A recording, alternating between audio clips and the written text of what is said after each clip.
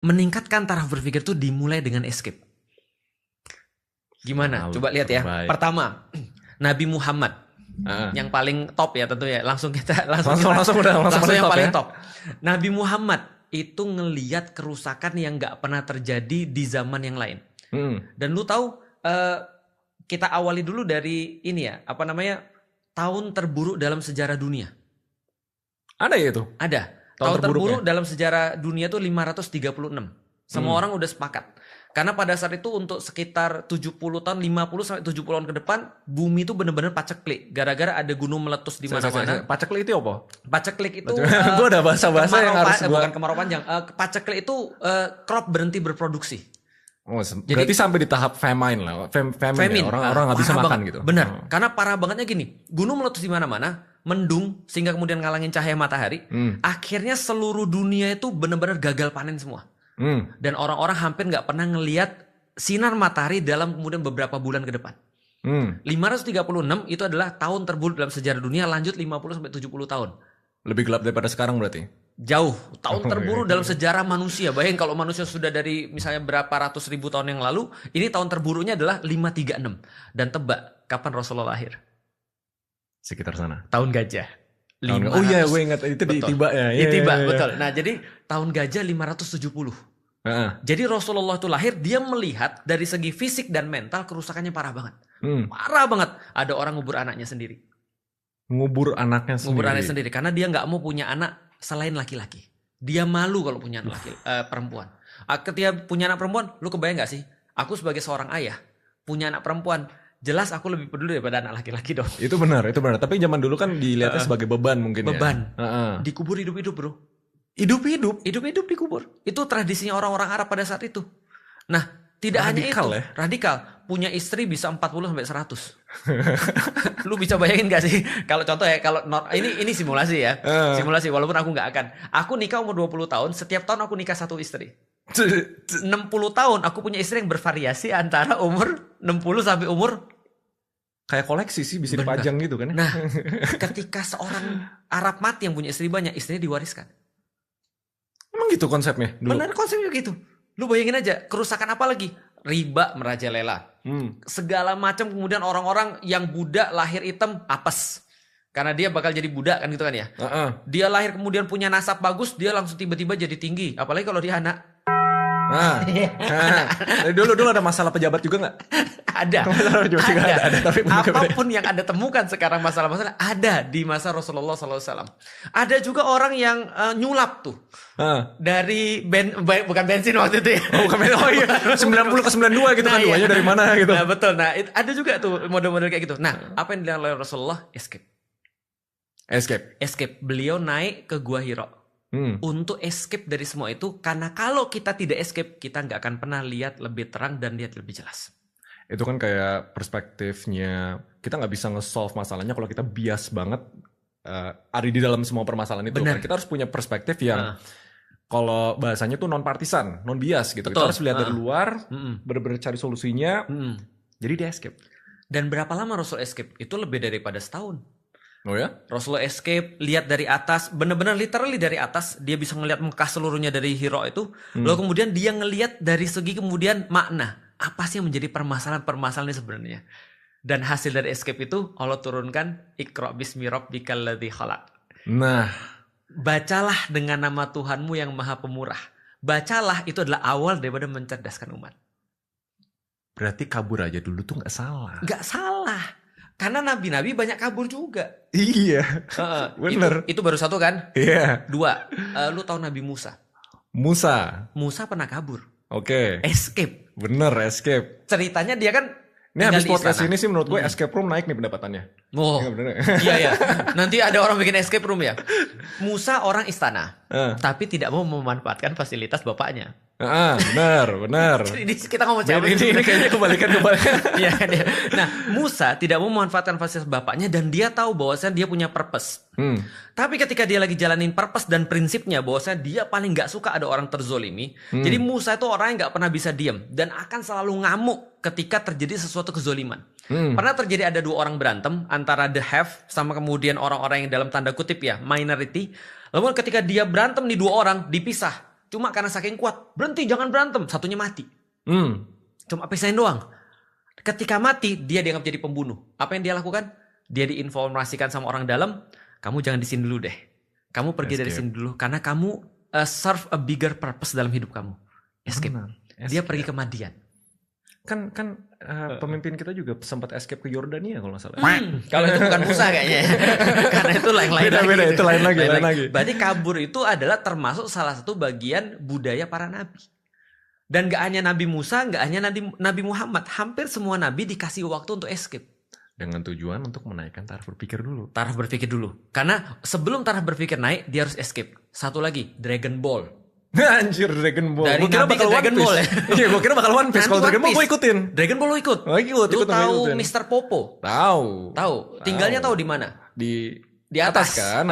Dia punya space and time room.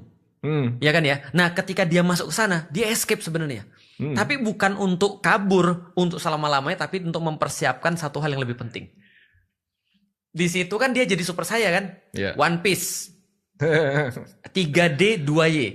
Salah ya? One Piece gue gak nonton nih. Jadi kayak gue perlu diedukasi pop culture-nya nih. Sama, setiap culture atau pop culture atau cerita itu pasti punya time skip namanya. Nah, itu 3D 2Y benar. 3D 2Y itu adalah time skip-nya di One Piece yang mereka kabur dulu. Kan waktu itu kan Luffy nangis, kita akan kembali lagi dan kita ketemu di sini. Gitu kan ya. Terus mereka banyak masing-masing semuanya kayak gitu ya. Betul, masing-masing keluar terus kemudian dapat sesuatu yang mereka bawa untuk purpose mereka, repurpose hidup mereka. Bagus. Jadi ini mau kita bawain pada orang-orang nih. Bagus. Kalau kamu hidupmu merasa jumut itu gini. Jumut itu Iya, kita masih kayak punya banyak istilah Ustadz Felix yang perlu. Kemarin tuh podcast kita tuh kita sampai kayak Rick, kayaknya setiap ada omongan-omongan yang kayak nggak common gitu, lu harus masuk ke penjelasannya. Nah, betul. Lu lewat chat GPT. Apa nih arti jumut ya? Jumut itu penuh. Jumut itu hari setelah Kamis. Iya. Itu Jumat, Mas. Gue terlalu receh sih. Kapan lu ini jadi kan namanya Ramadan ya, biar nggak terlalu serius-serius banget lu ya. Kapan udah jadi bapak-bapak lu pakai jokes bapak-bapak? Soalnya gue itu hari paling spesial karena setiap gue update story siang-siang selalu Sol Jumbang. Nah makanya gue inget hari Jumut itu. Gue selalu hari inget. Jumut. Tapi benar sih, banyak orang sekarang hari Jumat jadi hari Jumut. Iya. Nah ya Jumut itu gimana Jumut ya? itu penuh. Jadi benar-benar gitu ya? gitu kan ya. Nah itu adalah ketika kalian merasa jumut, coba escape.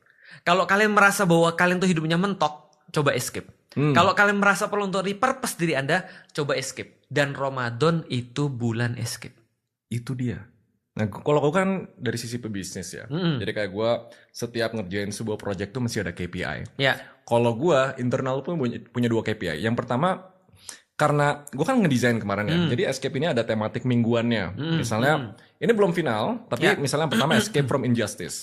Yang kedua escape from your mind. Yang ketiga escape from from money gitu. Yang keempat baru escape into the new you. Soalnya kan konsepnya dari spiritualitas itu setiap orang punya journey yang beda-beda untuk mencapai pencerahan. Nah kemarin kan kita bikin visualnya kan kayak anak tangga, habis itu orang kayak anak tangga belakang lu tuh anak tangga. Iya pas. Ini emang sengaja share filosofis gitu. Tapi gue yakin 100% dari semua topik yang kita bahas, kita kan harus punya USP kan. Betul. Nah, gue udah pakai bahasa bisnis nih. Bedanya kita, I think ya, gue yakin 100%, mungkin 1000% keyakinan gue. Kalau semua pembahasan kita, kayaknya dari track record kita podcast ya. Iya, berdua. Ada 3 kepintaran yang gue udah identify. Dan gue pengen 3 ini kalau orang nonton semuanya, pasti naik. Dan itu gak berlebihan ya? Gak berlebihan menurut gue, karena dari cara kita berpikir aja beda gitu. Asik. Kita nanti dibilang radikal gitu. IQ, EQ, sama SQ. Jadi gue bikin kayak gini. IQ pertama kognitifnya dulu. Karena kalau orang mulai sering bertanya, orang mulai sering menstrukturkan hal-hal yang biasanya mereka manut. Oh ya udah. Mas mereka mulai bertanya itu IQ udah pasti naik menurut gua. IQ kognitif adalah dari tidak tahu menjadi tahu. Dari tidak tahu menjadi tahu. Berikutnya. EQ pas kita udah bisa mulai mengimplementasikan ilmu kita ke dunia nyata yang mau nggak mau berhubungan dengan manusia. Emotional management, relationship, communication dan lain-lain itu udah pasti namanya peradaban. Kemarin tuh ada satu statement yang beban peradaban. Teman-teman gue yang nonton podcast kita ngerasa paling relate di sana, tapi yang intelligence-nya tinggi. Yang intelligence tinggi pas ngomong beban peradaban satu orang tua gitu misalnya. Dia ngerasa memang punya beban peradaban di Indonesia, tapi sebagai orang tua gue punya responsibility begini, jadi gue harus pergi keluar dulu gitu. Mereka ngerasa relate. Jadi EQ tuh human relationship itu pasti nanti kita bakal bahas. Yang ketiga SQ. SQ. Nah, tujuannya sebenarnya kan awalnya kita bikin podcast ini kan kita udah banyak iterasi ya. Betul. Yang pertama namanya apa Rick? Logiman. Logiman. Konsep pertama kita namanya Logiman. Gue bilang nggak Logiman karena logika sama iman kan. Iya. Logiman kita harus disponsor Logitech dulu baru namanya Iya, Logiman. benar. Nah, yang gitu kan. Sampai akhirnya mengkerucut ke Escape. Tujuannya ya balik lagi ke, gue ingat banget ya pertama kali podcast sama Ustadz Felix. Dan gue sengaja nih, outfit gue ini sebenarnya kombinasi dari semua topi yang sama, jaket yang sama. Ini baju yang sama. Selalu gue pakai kayak penjara kan, penjara pikiran kan. Asik. Nah makanya di minggu pertama, karena temanya adalah kita mau crisis building dulu, ya itu konsepnya. Aku ingat kalau ini gerombolan si Berat. Si Beret. Pasti lu nggak nyambung karena itu bukan umur lu. Bukan Coba umur klik lu. aja nanti teman-teman ya, gerombolan si Berat gitu. Si Berat. Si Berat. Apa tuh si Berat? Itu ada di Donald Bebek. Jadi ada penjahat-penjahat pakai baju itu. Iya. Bener, karena semua orang di Indonesia tuh gue ngerasa penjara paling gede, yang size-nya paling gede dan security-nya paling kuat tuh penjara pikiran sendiri. Benar sih, ini ya. Semua problem ada di sini. Semua problem ada di sini. Liberation of mind itu lebih bagus daripada apapun. Apapun. Liberation of mind itu dari apapun. Kayak banyak meme kan waktu itu kayak misalnya binatang. Yang seumur hidupnya tuh udah biasa jadi apa sih namanya? Kayak emang dipakai manusia gitu. Misalnya kayak kuda. Kayak sapi, kuda dan lain-lain. Kemarin ada video gue liat fresh banget. Kuda tuh dia bener-bener gak ada apa-apa. Diginin. Pasangin. Pura-pura. Diikat-ikat terus ditarik. Kudanya ikut. Itu menurut gue ada definisi penjara pikiran. Artinya kalau kita mau ngelakuin apa-apa, mau breakthrough, ini kan liberation kan dari kata-katanya kan. Kita harus bisa bantu orang keluar dari penjara pikiran itu. Betul, dan itu dimulai dari escape. Dimulai dari escape dulu. Karena menurut gue penjara pikiran, salah satu penjara pemikiran ya, yang paling parah yang di Indonesia dan itu dimulai dari kecil adalah soal ABC itu. ABC? Iya, seolah-olah harus ada jawabannya di situ kan. Oh, pilihan ganda. Oke, benar. Nah, emang kita nggak boleh berpikir selain ABC gitu maksudnya. Benar. Kan bisa jadi jawabannya ada di D dong. Iya. Dan yang paling rendah daripada taksonomi Bloom adalah ketika Bloom's taksonomi itu adalah ketika orang harus memilih gitu maksudnya. Dan tidak bisa berpikir analyzing bahwasanya ada sesuatu di luar daripada pilihan-pilihan ini kan gitu kan ya. Dari kecil tuh kita udah dibikin boundariesnya. Iya. Udah dibikin temboknya. Betul. Lu kalau berpikir nggak boleh seluas ini. Betul. Segini aja gitu. Betul. Dari sistem pendidikan, sistem pemerintahan dan lain-lain semuanya tuh kayak gitu. Dan itu yang konstan dilakukan oleh orang jahat sebenarnya. Itu. Mereka pengen agar orang berpikir sesuai dengan apa yang mereka mau. Sehingga mereka tidak perlu untuk khawatir. Oh, aku ngerti pembatasan informasi. Sebenarnya selain dari pembatasan informasi, kalau menurut gue yang lebih akurat adalah pembatasan pilihan. Pembatasan pilihan, misinformasi. Seakan kayak pilihan itu nggak banyak gitu loh. Oke. Opsinya dibikin dikit, jadi mau nggak mau pasti orang kegiring. Aku relate nih. Sekarang kalau sudah Dragon Ball, One Piece, Avengers gue lebih relate. Nih gini ya, kita mau kasih tahu ya. Kalau lu nggak mau escape dari apa yang menjadi keseharian lu, atau apa yang menjadi sudah pakemnya diri lu, maka lu nggak akan pernah untuk jadi siapapun di masa depan. Maka Avengers ketika Endgame, kan kita bingung tuh. Setengah orang mati, Spider-Man hilang, Doctor Strange hilang. Padahal dia yang ngomong bahwa saya satu di antara 14 juta itu dia yang tahu sendiri kan. Satu doang yang menang, bener kan? Satu doang kan? Kan dia belum ngasih tahu. Iya kan ya? Siapa lagi hilang? Captain America hilang gak sih? Enggak, Black Panther yang hilang. Black Panther hilang. Sama Bucky juga hilang kan ya? Iya, banyak yang hilang kan ya? Bucky hilang dan segala macam. Nah, maka ketika dalam titik itu mereka sudah berpikir, oke, kita balik lagi deh. Ketika kata orang gini, kalau di depan itu sudah buntu, maka balik ke belakang adalah pilihan satu-satunya. Balik ke belakang. Iya, tapi kalau kita di depan buntu dan belakang buntu, maka naik ke atas. Artinya semua escape. Rasulullah itu bukan hanya sekali escape. Tapi pertama ketika dia melihat kekacauan yang sangat besar sekali, dia escape untuk ke Hira, untuk ngelihat lebih dalam lagi, ngelihat lebih jelas lagi. Kedua, ketika dalam hidupnya dia paling sedih, dia dikasih escape untuk ke langit. Isra Mi'raj. Apa namanya? Isra Mi'raj, naik ke langit. Nah, ini penting nih. Beda-bedanya kalau di podcast ini kan gue sekalian beneran mau belajar Islam. Iya, ini keren banget sih lu. Ini wajib nih. Atau enggak gue di roasting dulu. Lu mau lihat Raymond Chin sholat Jumat? Kemarin kita udah trade. Oke, gue sholat Jumat. Tapi abis itu nanti kita nge-gym bareng sambil ngedakwah. Ayo. Nge-gym bareng sampai sholat Jumat ya. Oke, jadi artinya Avengers tuh mencari cara yang belum pernah ada. Karena kalau dia stay pada ABC, pilihan berganda, dia nggak dapat untuk bagaimana cara balik ke belakang kan? Benar. Berarti dia harus cari sesuatu yang nggak sama gitu maksudnya. Itu yang kita pengen dari escape. Nah, tadi gue sambil jalan ke sini kan gue nanya Rofi. Rofi kan soleh ya, anak soleh ya Rofi ya. Namanya aja Rofi ya. Rofi, Pak Rofi. Jadi mama waktu itu kayak titip, Re ini kan kamu. Oh ini berarti ini titipan mama nih ya. Titip Re, lihat nih soleh, sholat. Gitu. Terus gue nanya Rof, brief gue dong kayak Ramadan ini gue tahu konsep besarnya gitu kan, menahan diri, puasa itu biar kayak kita detox dan lain-lain gitu. Apa sih yang jadi kuncinya Ramadan? Terus dia jelasin ada satu hari, tapi kita nggak tahu kapan. Yang pahalanya tuh sampai 1000 bulan. 1000 bulan. 1000 kali apa 1000 bulan? 1000 bulan. 1000 bulan. Iya. Nah terus Feren nanya gitu loh. Kita bisa tahu nggak hari apa gitu biar hari nanti itu kita sedekahnya lebih banyak. Ya. Nanti Feren harus di sini sih. Iya, supaya kita kasih tahu ya cara mendapatkan 1000 bulan. Yang pertama adalah asyhadu. Asyhadu kalau gue bismillah, assalamualaikum. Kalau 2 orang di sini nih harus kita KPI akhirnya harus asyhadu nih. Iya betul, Masya Allah ya.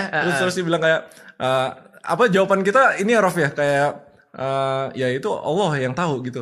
Kita nggak mungkin kayak dikasih tahu hari apa itu mah jadi kayak kita ini. Terus gue bilang jawaban gue ya nanti paling di email.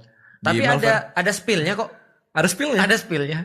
Nanti kita bahas. Tapi benar berarti 1 hari dari 30 hari di bulan Ramadan itu pahalanya 1000 bulan. Lebih tepatnya 1 malam. 1 malam. 1 malam bukan 1 hari. Kalau di dalam Islam 1 hari yang paling paling bagus itu adalah hari ketika Arafah, ketika wukuf di Arafah. Hari Arafah itu 9 Zulhijjah. Sabar, oke. Ini gue mau belajar. Oke. Arafah itu gimana? Jadi gini, 1 hari yang paling bagus di dalam Islam, kalau hari itu artinya means adalah ketika matahari masih ada, itu hari namanya. Oke. Nah, berarti itu adalah ketika 9 Zulhijjah, ketika jamaah haji itu lagi ngumpul di Arafah.